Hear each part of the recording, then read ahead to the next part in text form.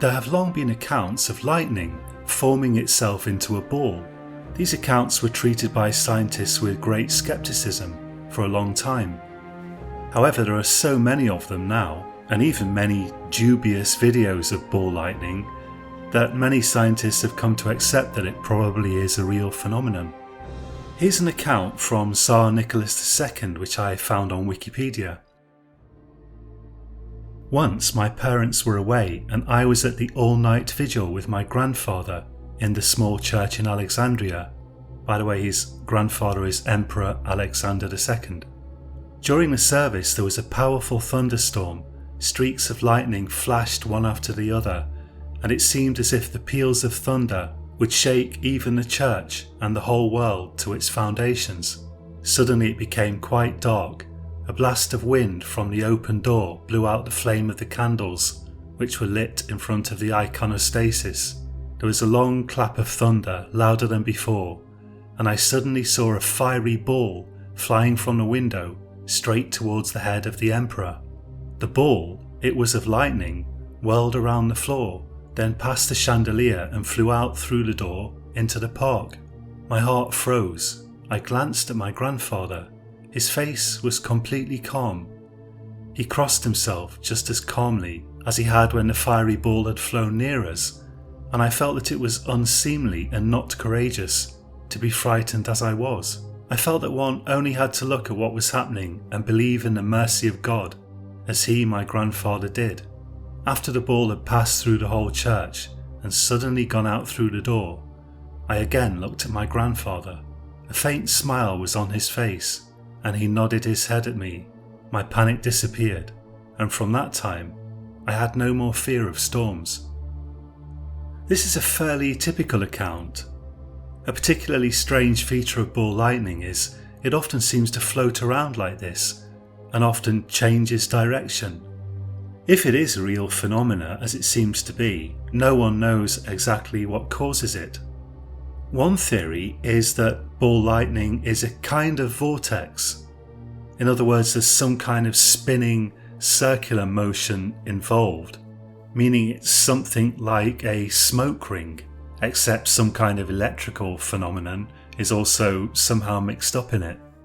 My story this week features a character who is obsessed with vortices in general, and in fact at the beginning of the 20th century and the end of the 19th century, particularly in England, there was a lot of interest in something called vortex theory, which was a kind of theory of everything as far as physics was concerned, which was supposed to explain atoms and the behaviour of atoms and perhaps other phenomena as well.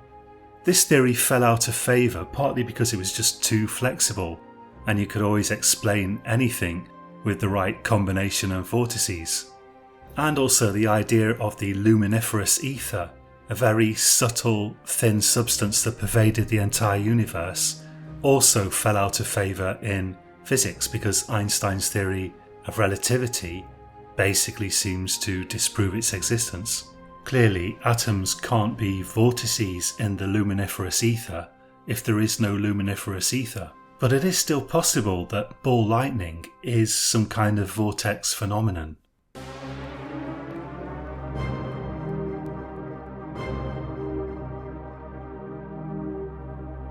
When I was a boy, I once saw something unforgettably strange. I was out looking for frogs in the local brook with my friends when it started to rain. We all headed home, and as I was approaching the village, the rain intensified and great bolts of yellowish lightning began to split the sky. I'd almost made it to our house when I saw it, a ball of fire, flashing blue and red, making its way across the rooftops. I stood in the rain transfixed. Suddenly it seemed to speed up and it smashed into the roof of our house. I ran to the door, and by the time I got there, my mother and father and brother were already running outside, my mother carrying my little sister in her arms, our dog Topsy scampering after them and jumping about in the pouring rain. The whole roof and part of the upper floor was on fire. The entire house burned down, and we moved in with my grandmother 5 miles away in Evington. Since then I've always found lightning fascinating, especially the phenomenon they call ball lightning.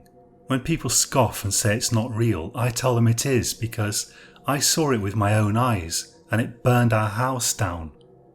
I married early, and by the time I was 24 years old, I already had 2 sons and a daughter.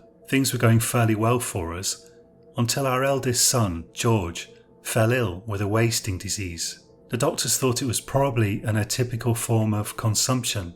Bit by bit, the laughter that had once filled our house turned to bitter sorrow. Every penny we could spare, we spent on doctors, and almost every day I would return from the grocer where I worked to find my wife, Elisa, crying. The doctors sucked up all our money like leeches, but nothing they did seemed to make any difference, and everyone expected George to be dead within 2 years. Behind our house was a field, and during thunderstorms I'd sometimes while away a whole hour just watching that field, because lightning struck it with surprising regularity. Behind the field was Hailsham Hall. We knew someone lived there, because often the windows were illuminated with the light of candles or paraffin lamps, but we never saw the occupant himself. According to village rumour, an old man lived alone there, maybe even close to 90 years old. He had local delivery boys take him groceries and newspapers, with instructions to leave the packages outside the main door. Only one of them claimed to have seen him, and he said the man was incredibly thin and had long white hair like an old woman. The problem began after George became confined to his bed. Every few hours we'd hear an enormous bang from the direction of the hall, as if someone had fired a cannon. Every time George jumped, even in his weakened state, and my wife jumped too.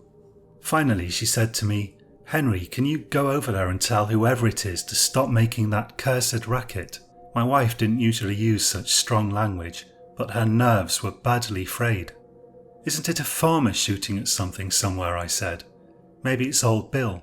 "It's not old Bill," she said. "It's coming from the hall and it's louder than a gun. There must be a lunatic living there. He must be setting off barrels of gunpowder. I can't bear it anymore." "I'll go and have a word with him," I said, "this very instant." I set off along the edge of the field, feeling that the old man, if it was an old man, must certainly be off his rocker to be making such a racket. When I reached the hall, I rapped the front door using a big brass knocker that had the head of a gargoyle sticking out of it. After 4 attempts, I still hadn't succeeded in obtaining any reply, and then suddenly there was a huge boom that half deafened me. It had clearly come from the back of the hall somewhere.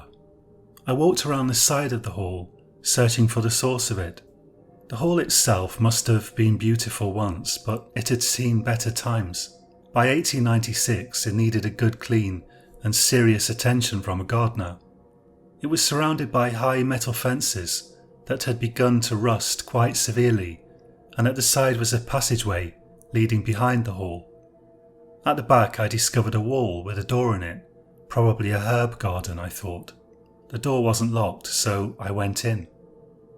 Inside the garden I found a tall, angular man, well groomed and not at all like the descriptions I'd heard in rumours, but certainly very old. He appeared nevertheless very agile. He was bending over some sort of large machine, fiddling with it. "I say," I said. The man wheeled around. He was hollow-cheeked, incredibly thin, with a head of thick white hair. "Can you come here for a minute, please?" he said. I walked over to the machine. It looked like a barrel turned on its side, surrounded by electrical apparatus. There was a small hole in one end, and that pointed to the far end of the garden. "When I shout, pull this lever," he said, indicating a metal lever at the side of the machine.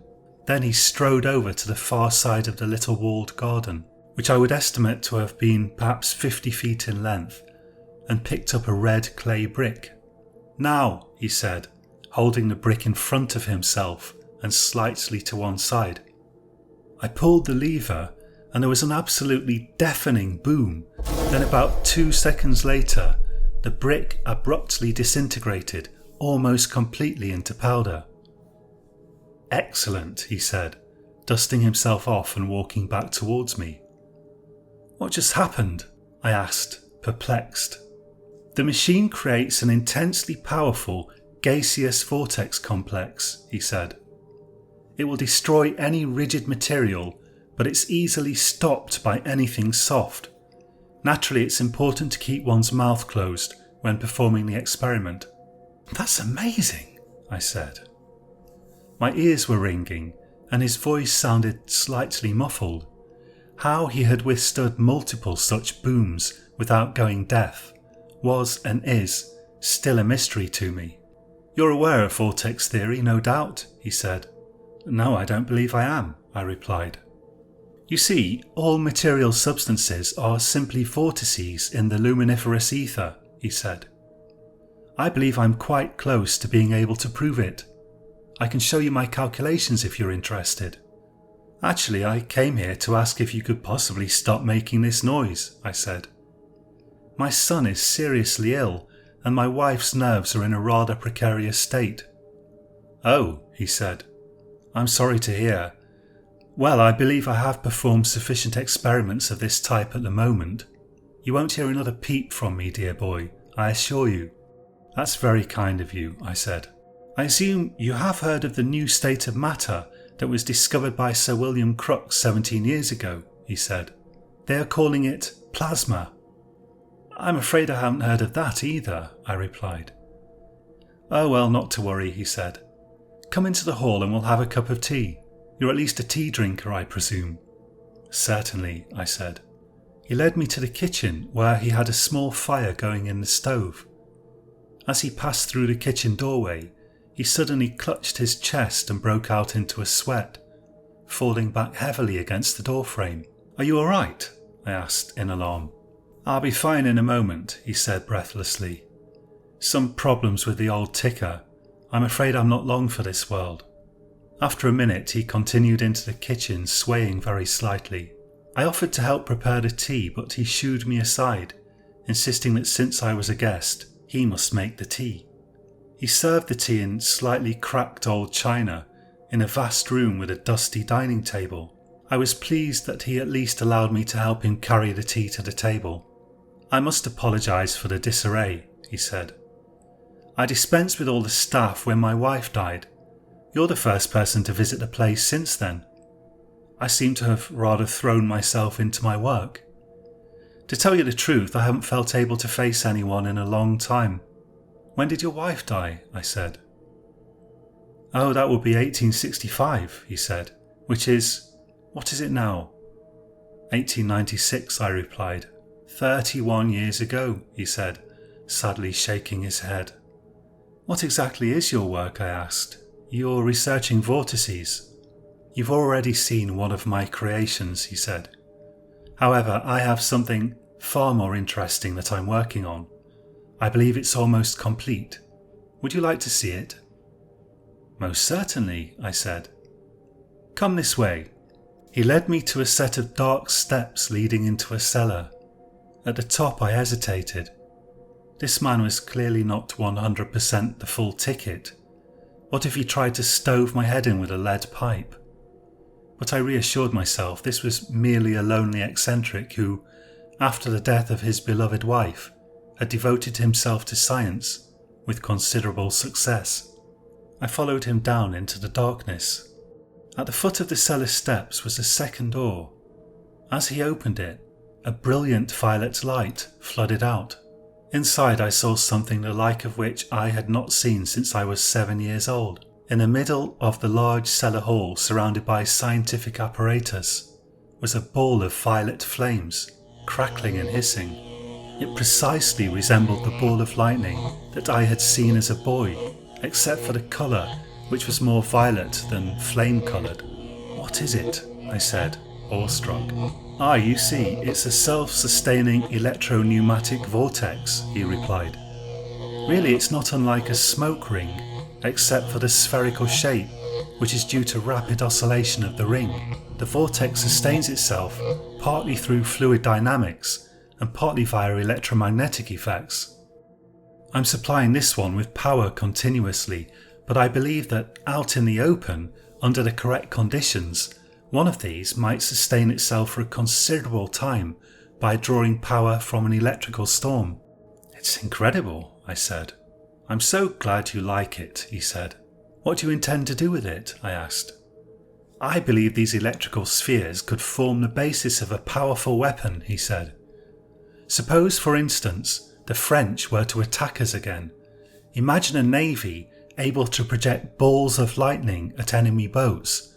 Why, they'd be absolutely invincible. It's absolutely astonishing, I said. I happen to be looking for an assistant, he said. We must test these out in the open. The projection system also needs considerable work. I wonder whether, perhaps, you might be interested in a position. For some seconds my mouth opened and closed without any sound coming out. I still couldn't quite believe what I was seeing. Then I said, nearly all my time is spent at the grocery. My son is ill, as I've mentioned. The doctors are expensive. Naturally the position will come with commensurate remuneration, he said. Shall we say £2 a week? I'm not ashamed to say that I felt tears springing to my eyes. At the grocery I earned less than half of that. In that case I'd be honoured to work with you, I said. When I arrived back home I found Elisa waiting for me. Where have you been? She said. I thought you'd had an accident. The expression on her face changed from one more betokening impatience to one of concern, and she added, Your face is burned. Are you all right? I felt my face with my fingers. Indeed it was stinging a little. Clearly I had stood a little too long in front of the flaming electrical sphere. I've scarcely been better, I said. My dearest, the noises will cease immediately, and I've got a new job. All our money worries are over. We will be able to afford the finest doctors. Over the next year I devoted myself to helping the old man with his experiments. His name, I discovered, was James Hailsham, and he was the sole remaining descendant of the Hailsham line. Although I understood little of the work, Hailsham found my help useful. He was weak with age and was struggling with the more physical aspects of his research. I found I could lose myself in it, and it provided a welcome distraction from the misery of my son's illness. Alas, at home George continued to deteriorate, and seldom a day went by without my wife dissolving into tears. We hired an expert from London who thought he could help our son, but his efforts seemed to make little or no difference. To lose someone you really love is an impossible pain to bear, yet I was resigned to the fact that we must bear it before too long. I could not console Elisa, and feeling useless, I would take myself off to Hailsham Hall instead and throw myself into Hailsham's experiments. Perhaps I still maintained a faint hope that the money might do some good for George's condition, but in truth I mostly only welcomed the fact that something could divert my mind from the suffering of my family for at least a few hours. Eventually Hailsham wanted to field test the weapon in the garden. We had built a device in the cellar that could project a small plasma sphere from one side of the cellar to another with a fair degree of reliability, and we had built a much larger version of the same machine that would have to be tested outside. We assembled in the garden together with our new machine at 10 in the morning. There was a terrible storm blowing, and rain was practically coming down in sheets. Thunder rumbled ominously in the distance, and there were occasional flashes of lightning. These were the conditions that Hailsham said were perfect for his device. The plasma sphere would draw energy from the storm, sustaining itself.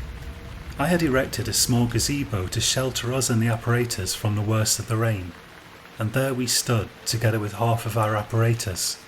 The other half sat inside a large wooden box some yards away, open at one side and connected to the first half via a set of thick copper wires. I knew there was some danger attached to what we were doing. The small spheres we had fired in the cellar had a tendency to become electrostatically attracted to organic objects such as ourselves, but we reasoned that we should be able to project the sphere forwards with enough force that we would be safe as long as we stood behind the machine. We are witnesses to an historic moment in history, said Hailsham gravely. From this moment forwards, the British Navy will become invincible against all foes, even the French, and the people of Britain may rest easy in their beds at night. Now, Mr. Taylor, if you would do the honours."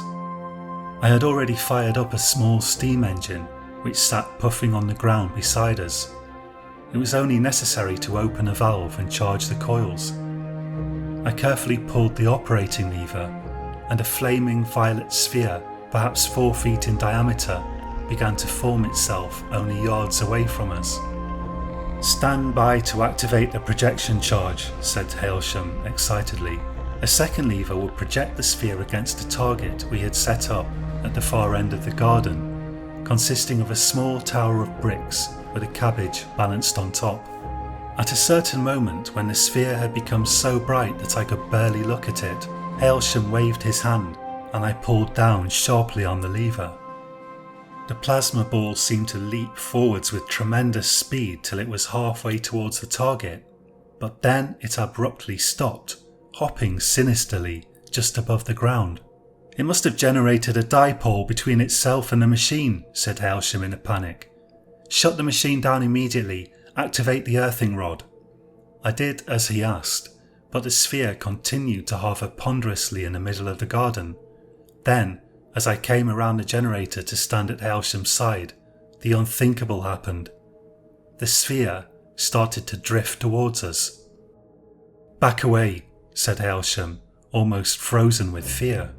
"Slowly, don't do anything to excite it." We walked slowly backwards, but it continued its terrifying advance, hovering a foot above the ground.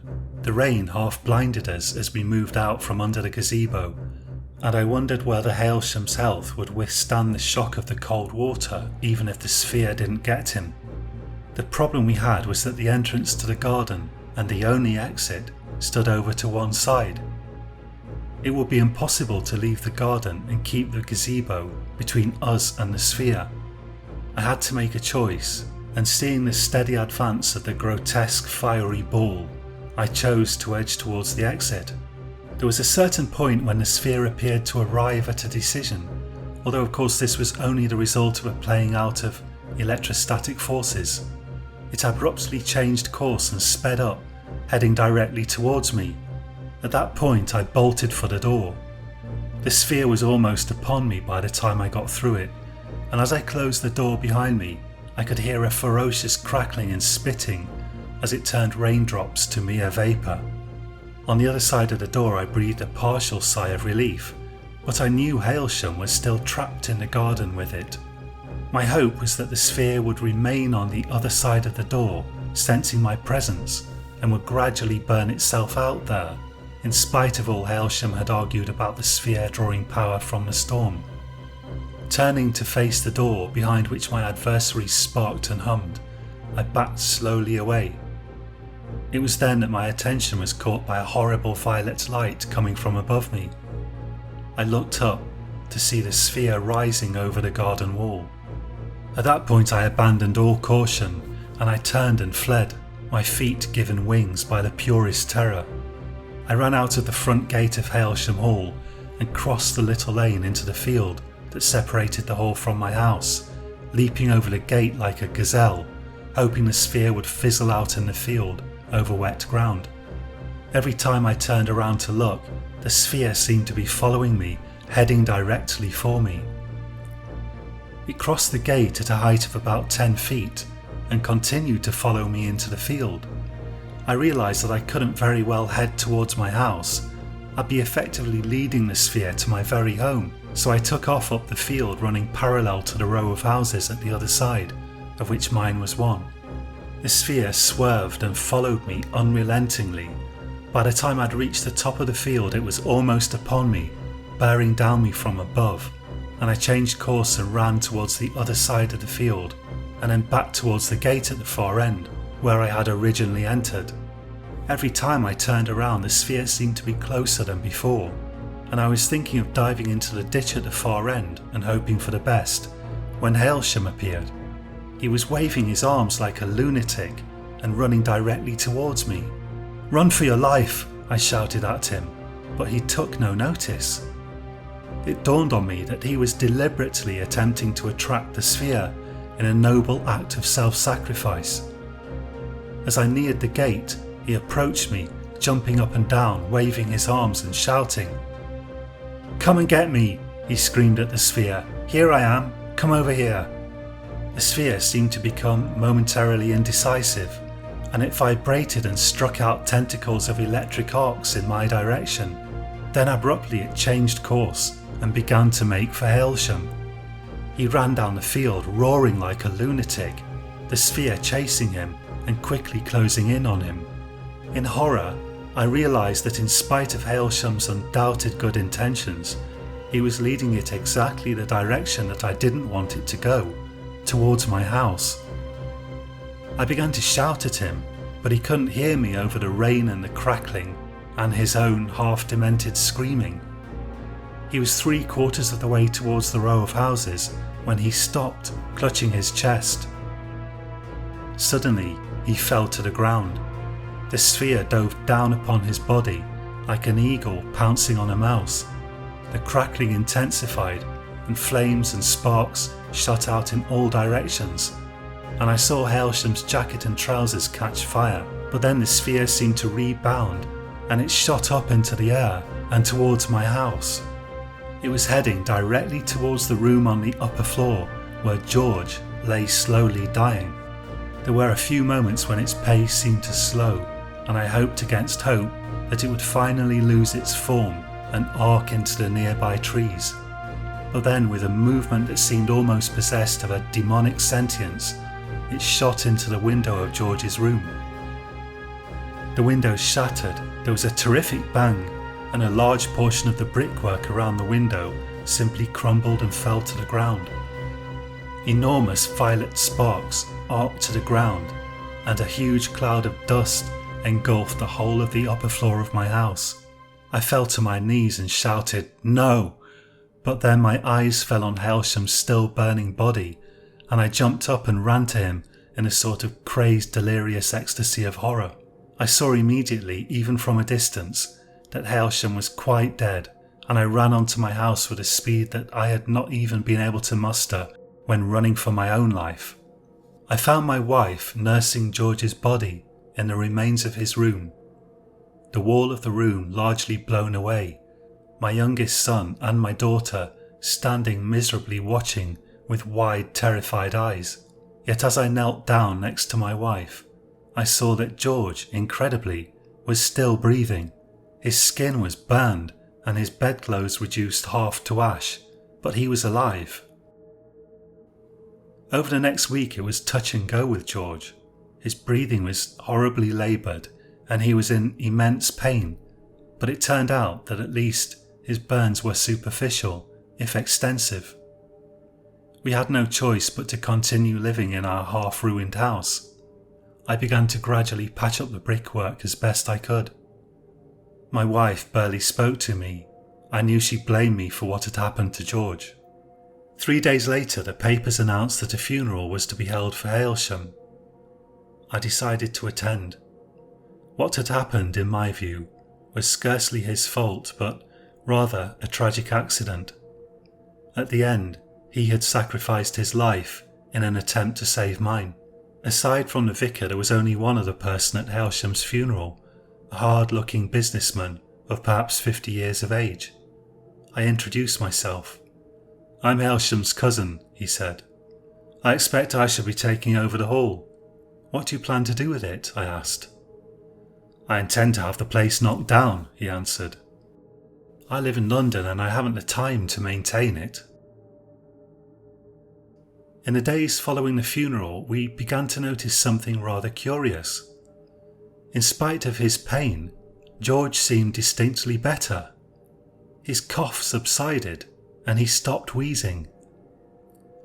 It proved to be the start of a miraculous recovery. The doctors couldn't explain it. I could only hypothesize that some ray or emanation of the plasma sphere had somehow eradicated his illness. My wife's attitude to Hailsham, and indeed to myself, made a sharp about face. She began to regard Hailsham as a sort of angel performing God's work, and me as his accomplice in the matter.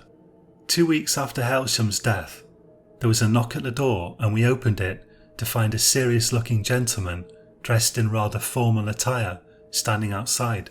"My name's Bennett, from Bennett, Hodgson and Bennett," he said. "I have some important news for you. May I come in?" "Of course," I said, wondering vaguely if I was in some kind of legal trouble. But then wouldn't the police turn up rather than this man? Inside he sat down at our dining table and spread out some papers. "You are Henry Taylor, are you not?" he said. "I am," I replied. "I'm pleased to inform you that the late Lord Hailsham has left his entire estate to you in his will. It is his wish that you and your family live in the old hall and, if possible, restore it to its former glory. Lord Hailsham was an extremely wealthy man, and you will also receive a sum of just over £7 million sterling. And so it was that thanks to Lord James Hailsham, my family's fortunes were entirely reversed. Hailsham Hall became filled with joy and laughter, and George's illness never returned. As for the plasma machines, I have devoted myself to an earnest study of mathematics and physics, but my brain is, I confess, not really up to the job. Accordingly, I have forwarded copies of Hailsham's work to several of the foremost authorities on electromagnetics, vortex theory, and fluid dynamics. We have all taken it upon ourselves to ensure that fresh flowers are regularly placed on Lord Hailsham's grave. May his soul rest in peace.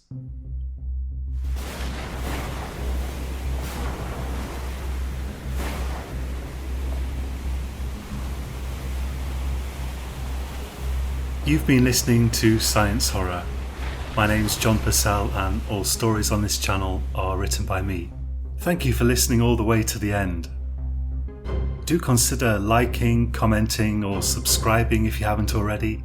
Next week I have a story for you about some Victorian-era scientists who set out on an expedition to Mars and make some unsettling discoveries.